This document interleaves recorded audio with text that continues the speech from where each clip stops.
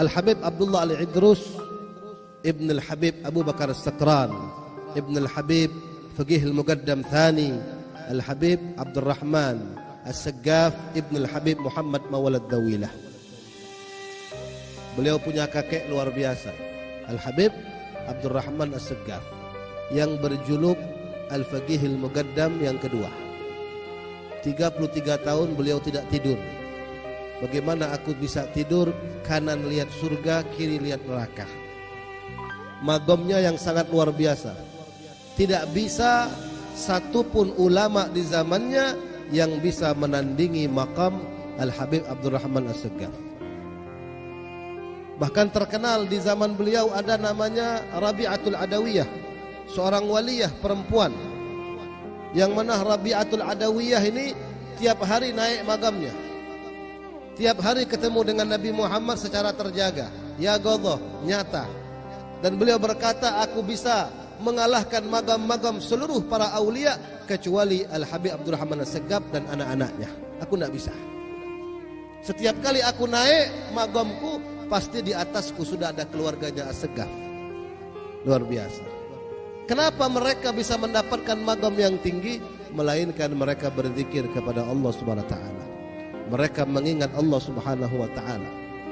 Dikatakan sebaik-baiknya zikir ketika kita membaca kalamullah, Al-Quran.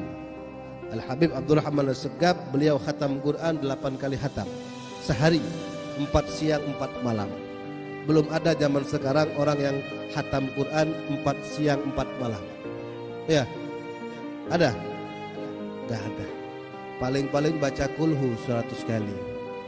Ya, mentang-mentang kulhu sepertiga daripada Al-Quran baca 100 kali. Gak ada orang khatam Quran sekarang. Sehari pun jarang. Beliau 4 kali siang 4 kali malam. Luar biasa. Faqih Al-Muqaddam Thani. Beliau punya anak namanya Habib Bakar Sakran, ayah daripada Al-Habib Abdullah Al-Idrus. Al-Habib Abu Bakar Sakran pernah memijit kaki ayahnya. Ketika dia pijit di kaki beliau, kaki ayahnya ada butiran pasir-pasir yang baunya harum. Luar biasa. Yang tidak pernah dilihat pasir ini di dunia. Wahai ayahku, ini pasir dari mana? Apa kata beliau? Abah baru pulang dari surga. Baru pulang dari surga. Masih ngikut pasir-pasir yang ada di surga. Mustahil enggak? Tidak mustahil. Ya, Allah kalau berkehendak kun fayakun. Tapi kita lihat, jangan lihat keramatnya, siapa kita, siapa mereka. Lihat dulu mujahadah mereka. Bagaimana mereka bisa mendapatkan makam yang tinggi, kecuali tidak ada di hati mereka sedikit pun ruang yang kosong, melainkan mereka mengingat Allah Subhanahu wa taala. Makanya penghuni surga itu sudah masuk surga masih nyesel. Penghuni surga sudah masuk surga masih nyesel. Kenapa mereka menyesal? Kami menyesal. Coba waktu hari Senin kemarin ada waktu yang di situ 1 jam 2 jam tapi tidak kami gunakan untuk berzikir. Coba malam Kamis kemarin waktu ada pengajian di sini saya tidak sempat hadir. Coba saya hadir. Padahal mereka sudah masuk surga. Tapi ketika mereka mengenang waktu mereka hidup di dunia, ada waktu yang di situ mereka tidak berzikir, mereka menyesal. Padahal sudah di surga. Bagaimana dengan orang yang tidak masuk surga? Bagaimana dengan orang yang lalai kepada Allah Subhanahu wa taala? Itu penyesalannya nggak bisa digambarkan. Kalau penghuni surga saja menyesal ketika mereka melewatkan waktu tidak digunakan untuk berzikir kepada Allah Subhanahu wa taala. Beliau Al-Habib Abdul Rahman As-Saggaf punya putra Al-Habib Abu Bakar Sakran. Punya putra lagi Al-Habib Abdullah Al-Idrus yang bergelar Sultanul Malak. Beliau dari kecil tidur di tempat sampah selama 3 tahun. Al-Habib Abdullah Al-Idrus ini tidur tempat sampah 3 tahun. Ditanya, ya Habib, kenapa tidur tempat sampah? Aku mau mematikan hawa nafsu dunia. Itu salah satu syarat menjadi wali. Salah satu syarat menjadi aulia, tidak punya lagi nafsu dunia. Maka aku biar bisa dekat kepada Allah, nafsu dunia ini akan kumatikan terlebih dahulu. Tidak mau kumanja-manjakan. biar ku tidur di tempat sampah, biar tahu rasa itu nafsu.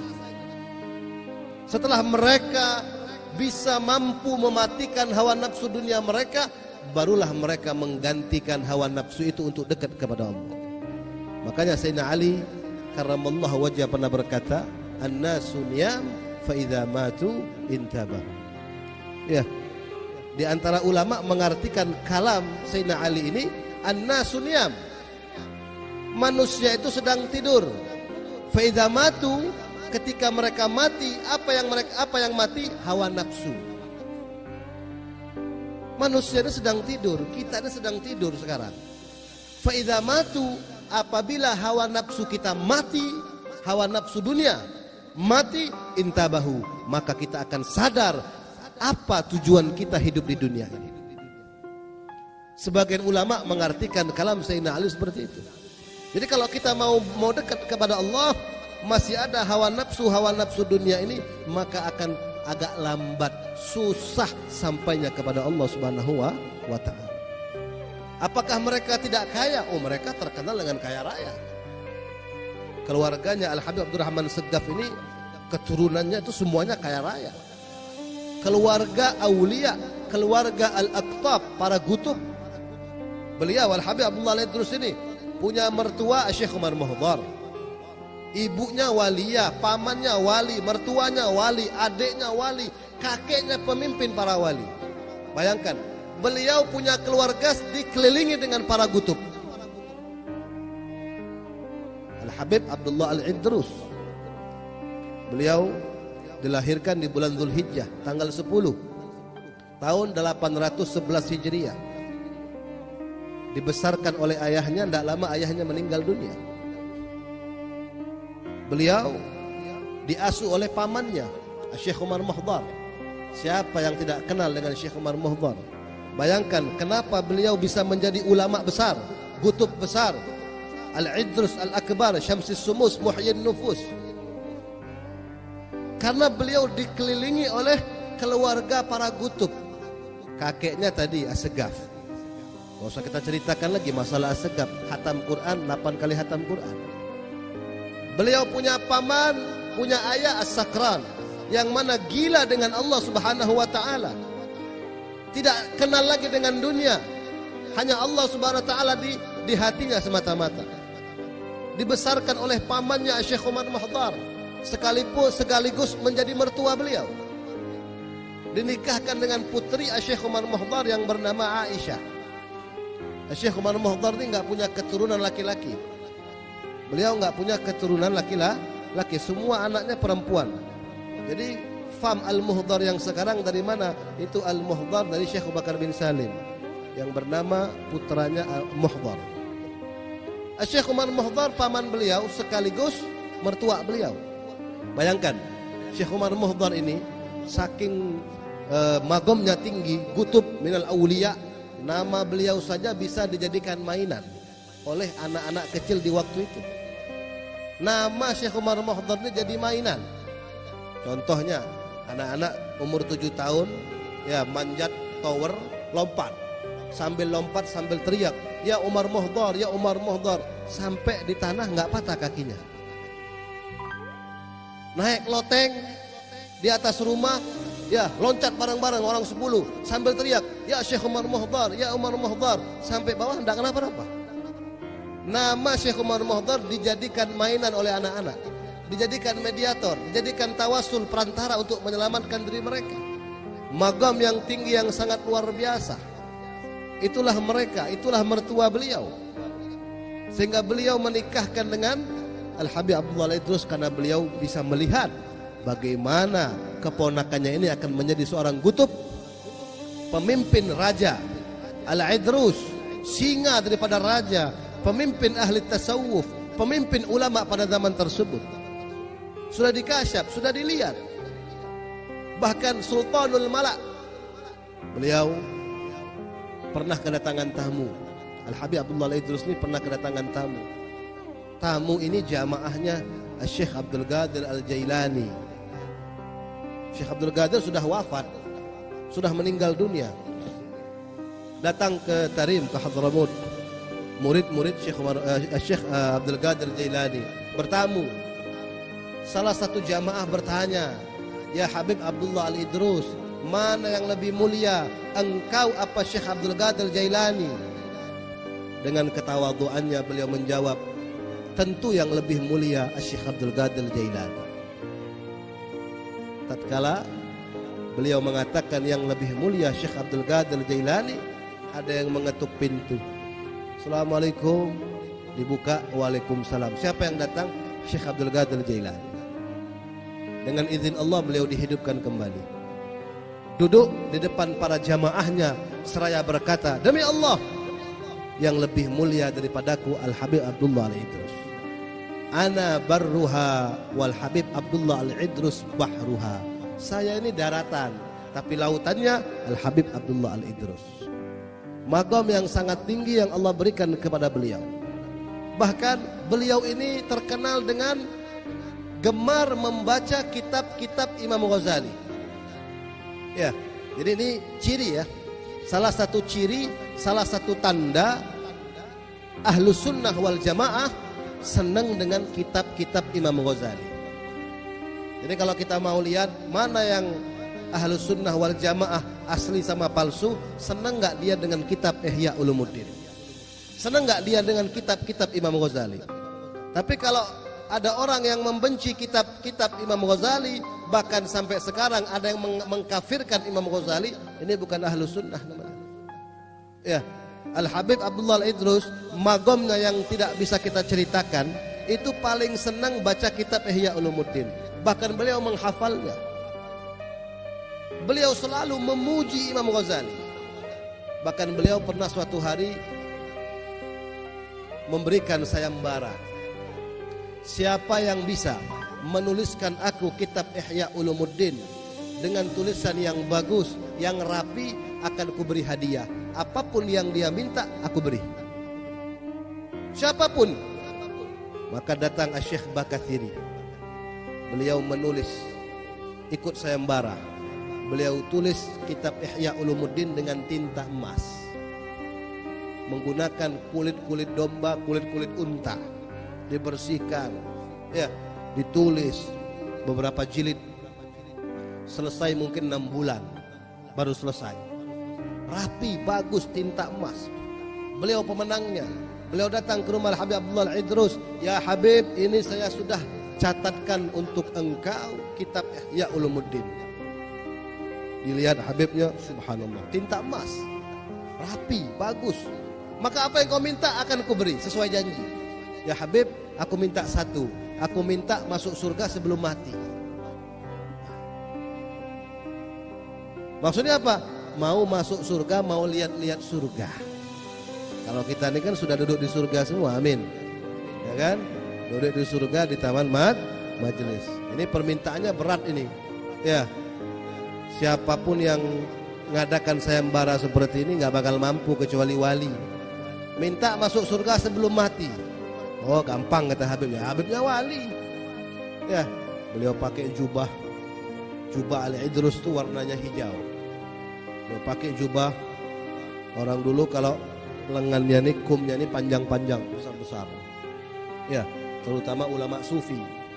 Ya, dimasukkan kepala Syekh Bakathiri ke dalam ininya, kumnya, masuk kepalanya. Dia lihat surga nyata, ada bidadari, sungai mengalir, istana, kursi, semuanya. Tidak lama dilepas sama Habib Abdullah. Udah, jangan lama-lama. Ya, cukup sudah. Nanti ketagihan lagi, mau masuk surga lagi, mau cepat-cepat mati lagi. Udah cukup kata Habib. Luar biasa. Jadi bayangkan, beliau bisa memberikan para pecintanya masuk surga sebelum mati. Bayangkan, setiap malam Kamis kita baca ratibnya, insya Allah masuk surga bersama beliau. Itulah keuntungan kita, keberuntungan kita duduk bersama para guru, para aulia, agar bisa mengenalkan kita, menyambungkan kita, agar kita mengenal siapa mereka, orang-orang yang luar biasa, yang sampai magamnya kepada Allah Subhanahu wa taala, yang sekali nadrah, sekali memandang bisa mengangkat kita di jalan Allah Subhanahu wa taala. Bahkan mereka bisa menjadikan kita menjadi wali min auliyaillah dengan sekejap mata. Al-Habib Abdullah Al-Idrus, beliau punya anak namanya Al-Habib Abu Bakar Al-Adni, terkenal dengan ulama wali kutub kaya raya, terkenal dengan kaya rayanya. Ya, kemana-mana jalan pakai karpet merah. Tidak ada presiden jalan karpet merah. Mana? Paling turun dari bandara. Hah? Saking hebatnya Al-Habib Abu Bakar Adri ini, kemana-mana pakai karpet merah. Saking kaya rayanya, luar biasa. Suatu malam masuk maling ke rumah beliau. Ada maling masuk. Ini rumah orang kaya. Ini maling tidak tahu rumah Habib kah, rumah guru kah, masuk aja. Yang penting maling. Ya, masuk sudah ngambil harta yang banyak. Pas mau pulang, pas mau pergi, Habibnya bangun. Ya, wali itu tahajud. Wali itu kerjanya tahajud, sholat malam. Tidak ada orang jadi wali nggak tahajud, tidak ada. Ya, waluh itu.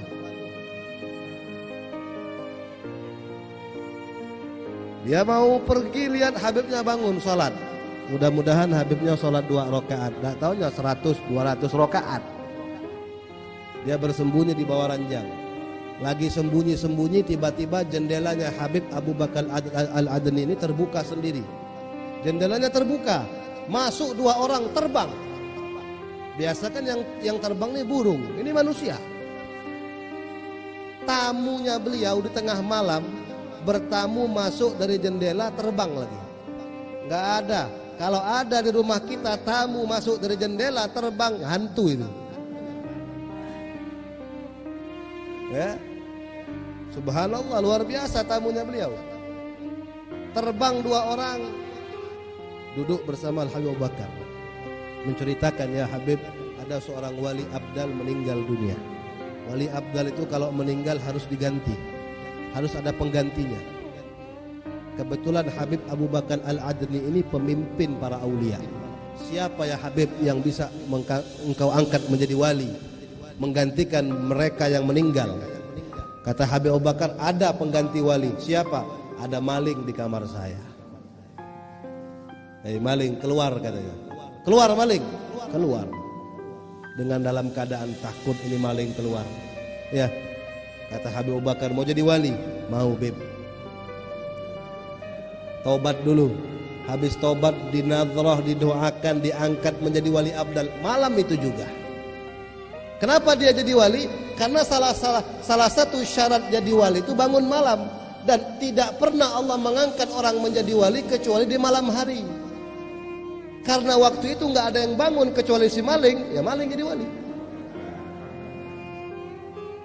Makanya kalau ente mau jadi wali, maling rumah Habib, paling dekat rumah Habib Alwi.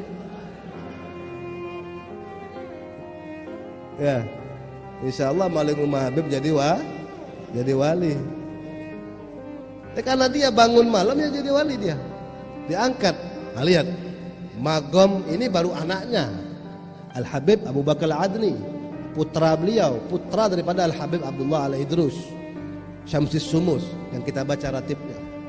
Beliau diwafatkan di kota Hadramut, lagi dakwah hari Minggu tanggal 12 bulan Ramadan tahun 865 Hijriah.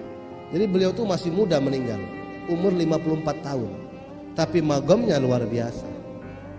Ya. Salah satu muridnya Al-Habib Abdullah Al-Haddad. Loh, Bib, kalau saya lihat tahun beda jauh. Habib Abdullah Al-Idrus itu hidupnya 700 tahun dibandingkan Habib Abdullah Al-Haddad. Habib Abdullah Haddad baru 300 tahun. Antara Habib Abdullah Haddad dan Habib Abdullah Al-Idrus itu jaraknya 600 tahun. Kok bisa jadi murid? Nah, ini pertanyaannya. Karena Al-Habib Abdullah Al-Haddad, sahib ratib Al-Haddad, beliau dibawa ibunya tiap hari ke Zambal, di pemakaman Zambal di kota Hadramut di Tarim. Ya, dibawa ibunya wali juga, waliyah. Duduk di makamnya Habib Abdullah Al-Idrus. Duduk di makam, bawa kitab.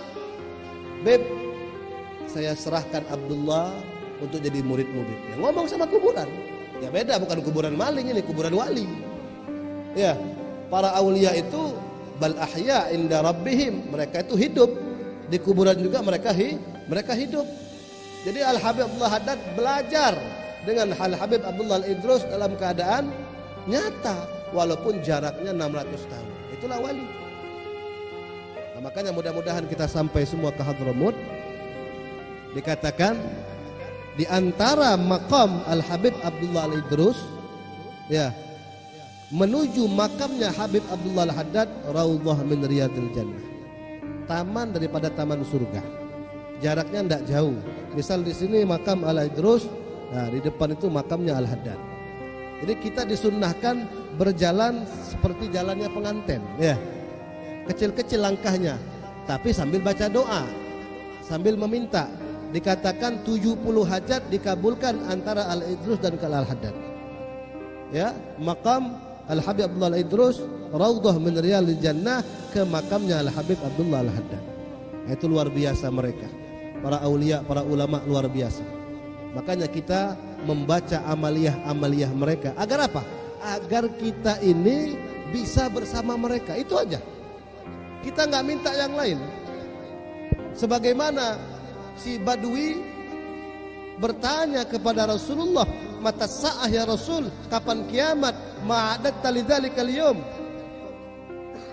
Nabi bertanya, kamu nanya kiamat udah siap apa? Aku tidak punya persiapan, melainkan inni uhibbullah wa rasuluh, aku cinta Allah, cinta nabinya. Apa kata Nabi? Anta ma'aman ahbabta, kamu akan dikumpulkan bersama orang yang kau cintai. Para sahabat tuh nggak minta apa-apa, nggak minta balasan.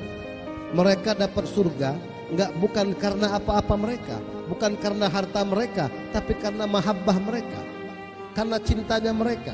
Mereka tidak pernah meninggalkan daripada apa yang ditinggalkan oleh Nabi Muhammad. Tidak pernah. Tidak pernah menghinakan peninggalan Nabi. Kenapa? Karena mereka satu tujuan mereka, kepengen kumpul Nabi dunia akhirat. Bahkan di kota Madinah itu ada talang air. Di zaman Khalifah Sayyidina Umar bin Khattab dilepas talang air itu. Di ujung kota Madinah. Dilepas, disimpan di gudang. Suatu hari Anas bin Malik keliling kota Madinah. Anas bin Malik ini pembantu Nabi. Keliling-keliling ngelihat di ujung kota Madinah, loh, kemana talang? Dulu dari zaman Nabi ada talang air, kok sekarang enggak ada? Dicari tahu, rupanya ketemu. Siapa yang melepas talang air itu? Sayyidina Umar bin Khattab.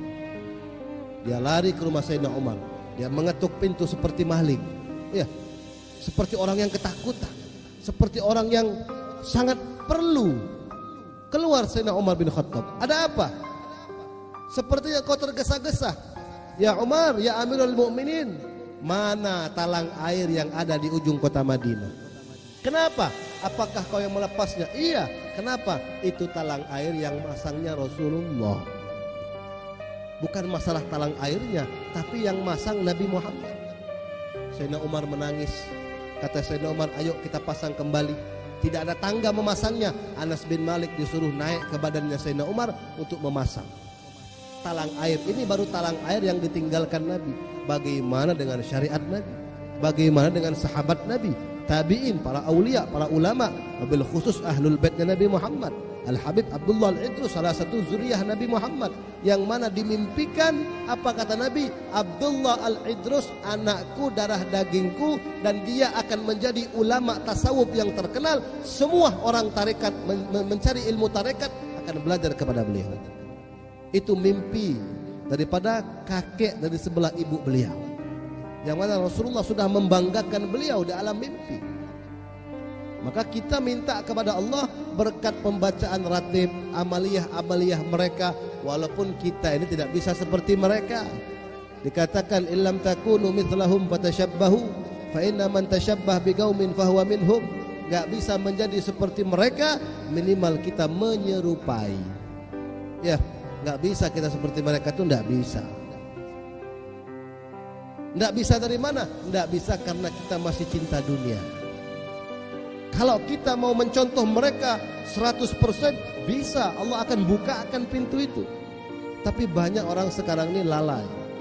Ya minimal selalai-lalainya kita tidak lepas amaliyah kita seperti mereka, walaupun hanya menyerupai. Mereka 1000 rakaat, kita 2 rakaat. Al-Habib Abdullah bin Husin bin Tahir itu salawatnya 25.000 semalam. La ilaha illallah 25.000. Allah Allah 25.000. Hu 25.000. Bayangkan, kita 250 untung-untung. Untung 250 itu. Ya, salawat 100 untung. La ilallah 100 untung. Istighfar 100, alhamdulillah, daripada ndak sama sekali. Bayangkan. Makanya mereka dapat makom yang tinggi karena mereka ibadahnya luar biasa. Bahkan ketika mereka berkata, kalau harta yang banyak yang kumiliki ini diambil oleh Allah, imanku tidak tergoyangkan sedikit pun. Kita hilang 1 juta, iman goyang. Mereka miliaran tidak goyang iman mereka. Kenapa? Karena hati mereka untuk Allah, hati mereka untuk Nabi Muhammad SAW. Mereka sudah mendapatkan kenikmatan di atas kenikmatan dunia. Apa itu? Ketemu Nabi secara langsung. Itu tiap malam mereka tuh ngobrol sama Nabi.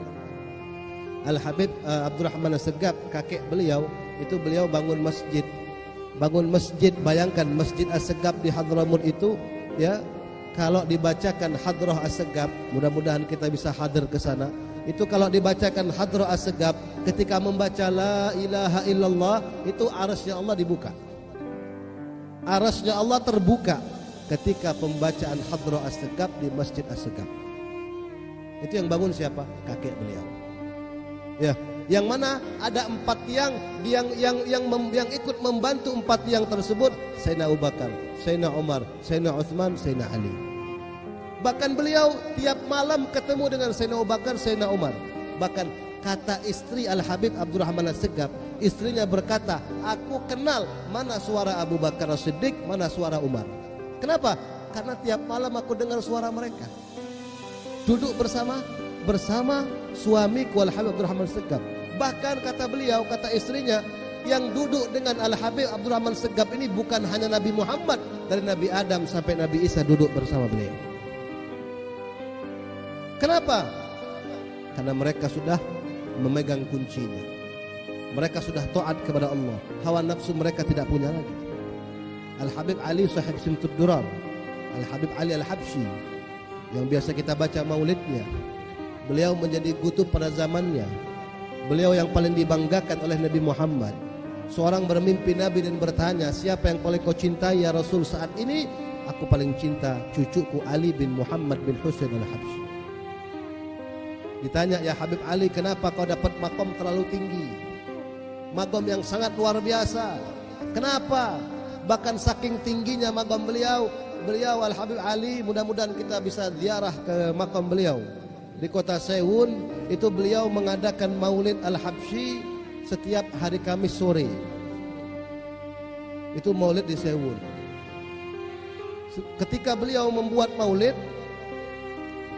tidak hanya masyarakat yang hadir, tapi para aulia yang sudah meninggal pun hadir. Dikatakan ulama Zambal, para arwah ulama Zambal, wali-wali yang ada di Zambal itu, mereka bangun hadir maulid Habsyi. Ada orang mau ziarah Zambal, di hari yang sama ketemu seorang wali, mau kemana? Mau ke Zambal. Percuma ente ke Zambal, di Zambal tidak ada orang. Maksudnya apa? Tidak ada arwah para aulia, semuanya lagi keluar. Kemana? Hadir maulid Al-Habib Ali Al-Habsyi. Ditanya, ya Habib, kenapa makammu terlalu tinggi seperti ini? Apa kata Habib Alinya? Aku sudah memegang bosnya, sudah kupegang petingginya, aku sudah pegang rajanya. Kalau rajanya kupegang, ya anak buah ngikut. Kenapa wali-wali pada hadir kepadaku? Ya karena rajanya sudah kupegang. Siapa rajanya? Rasulullah sallallahu alaihi wasallam. Kalau Rasulullah sudah kupegang, selalu tiap hari bersamaku, yang lain ngikut. Betul? Yang lain ngikut. Apalagi dunia, apalagi duit, apalagi harta, ya tambah ngikut. Kalau Nabi Muhammad sudah dipegang. Makanya kata Habib Ali Al-Habsyi, ya, fi jannatin, surga Aku tidak mau masuk surga karena keindahan surganya. Illa likaunil hubbi fiha khayyama, kecuali di situ ada kecintaanku yaitu Rasulullah sallallahu alaihi wasallam. Yang membuat aku tergiur masuk surga itu ada Nabi Muhammad. Kalau enggak ada Nabi, buat apa masuk surga? Enggak ada nikmatnya. Makanya Habib Ali luar biasa, maulidnya mengalahkan mawalid yang lain, tersebar di seluruh dunia. Kenapa? Karena beliau mengarang maulid langsung di hadapan Nabi Muhammad SAW. Dan maulid ini kata beliau tashwiqan lis-sami'in min khawasil mu'min. Maulidku ini tashwiqan untuk orang-orang yang rindu dengan Nabi. Kalau enggak rindu, orang enggak bakal baca maulid. Betul enggak? Seperti para Wahabi, para Salafi yang benci salawat, benci maulid. Mana mau mereka baca maulid? Kenapa? Tidak ada rindu dengan Nabi Muhammad. Kalau mereka ada rindu, insya Allah. Makanya kata beliau min khawasil mu'minin, hanya orang-orang khusus saja, orang-orang yang pilihan saja yang akan duduk di majelis zikir, di majelis taklim, majelis maulid. Makanya kita bersyukur kepada Allah. Pegang kuat-kuat, pegang erat-erat apa yang ditinggalkan oleh para ulama kita, para aulia kita. Kita ini ngikut pun udah alhamdulillah. Walaupun soft kita paling belakang, nggak apa-apa. Yang penting masih ikut rombongan para wali. Betul? Dimakamkan di pemakaman wali, walaupun paling ujung, nggak apa-apa. Yang penting bersama mereka. Karena kalau di sampingnya preman, di sampingnya orang kafir, nggak bisa tidur kita di kuburan. Kenapa? Sini dengar siksaan, kiri dengar siksaan, pusing. Tapi kalau di pemakaman mukmin, pemakaman para aulia, luar biasa. Maka jaga apa yang mereka tinggalkan. Ratib, zikir, salawat, banyak salawat mereka luar biasa. Ya, salawat karangan para habaib banyak, para ulama banyak, ratibnya mereka, Qurannya mereka bagaimana, kitabnya mereka bagaimana. Jangan tinggalkan kitab salaf. Kalau orang mau maju dunia akhirat, mereka depankan kitab-kitab salaf. Walaupun banyak kitab-kitab khalaf, minimal kita baca, tabarrukan, ambil berkah dengan mereka. Makanya Al-Imam Al-Syekh Abu Bakar bin Salim, ini salah satu keturunan Al-Faqih Al-Muqaddam As-Segaf. Ya, keturunan As-Segaf ini luar biasa, top semua. Syekh Bakar bin Salim luar biasa. Dikatakan orang yang hidup di zaman beliau tidak ada yang masuk neraka. Bayangkan, orang yang hidup di zaman Syekh Bakar bin Salim tidak ada yang masuk neraka. Orang yang hidup di zaman Syekh Bakar bin Salim semuanya masuk surga tanpa hisab. Berkah satu orang, keturunan daripada Al-Habib Abdurrahman As-Segaf. Syekh Bakar bin Salim luar biasa hadirin. 40 tahun sholat subuh dengan wudhu isya. Artinya 40 tahun beliau enggak pernah batal dari isya sampai subuh. Zikir kepada Allah, tilawatil Quran, sholat sebagaimana kakeknya Nabi Muhammad sallallahu alaihi wasallam. Mengisi bak mandi, mengisi bak tempat air wudhu. Beliau dari Inat ke Tarim itu 30 kilo jalan kaki. Setiap ada bak tempat minumnya binatang beliau isi. Ada masjid beliau isi baknya, bak wudunya, sholat 2 rakaat 300 masjid setiap hari, 40 tahun. Maka wajar beliau mendapat makom yang tinggi. Dan beliau berpesan kepada kita, mudah-mudahan pesannya ini bermanfaat. Apa kata beliau? Waj'al wuqufaka ma bagita bibabina. Beliau melantunkan qasidah ya Rabbama kata wassafa bi Muhammadin ighfir lana ya sami'a li du'ana. Di antara qasidah beliau, waj'al wuqufaka ma bagita bibabina. Jadikan sisa-sisa umurmu, jadikan sisa-sisa waktumu berdiri di pintu kami. Artinya beliau mengajak, sisa umur kita jangan lagi kita kemana, nggak usah lagi cari kemana-mana. Berdirilah di tariqah Ahlus Sunnah wal Jamaah, berdirilah di tariqah Al-Ba'alawi. Waj'al wuqufaka ma bagita bibabina. Stop, nggak usah kemana-mana lagi kata beliau. jadikan sisa-sisa umurmu berdiri di pintu kami. Fala'alla an tahdha bina wa tarana. Mudah-mudahan kalian akan mendapatkan bagian dari itu dan bisa melihat kami, kata beliau.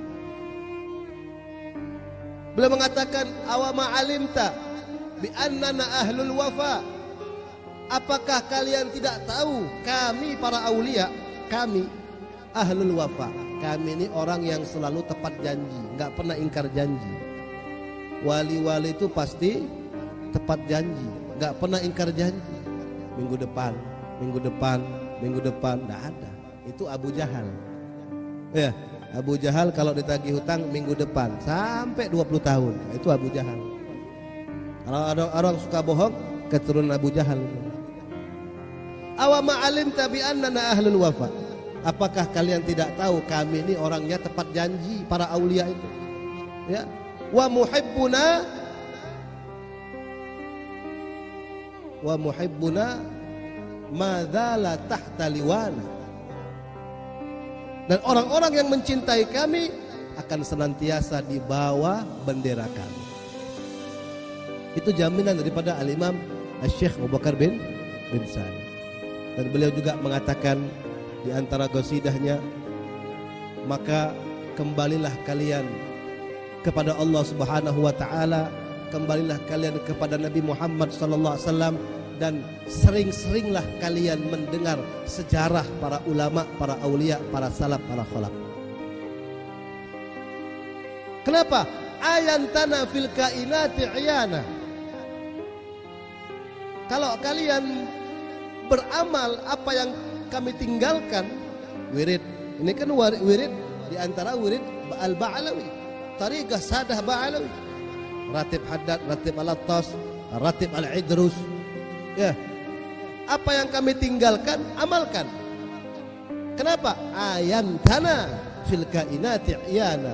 Kalau kalian mengamalkan apa yang kami tinggalkan, kami akan selalu menaungimu, kami akan selalu menjagamu. Bahkan bukan hanya di Pangkal Pinang, dimanapun kalian berada, ayantana fil kainat, di muka bumi ini, iyana, kami menjagamu. Makanya orang-orang yang punya ta'aluk dengan para wali, mereka selamat daripada bala dan musibah. Kenapa? Dinaungi, ditolong oleh para ulama. Makanya karir lisam'i, beliau sangat senang untuk mendengarkan daripada cerita-cerita para salaf, para khalaf. Ya, agar apa?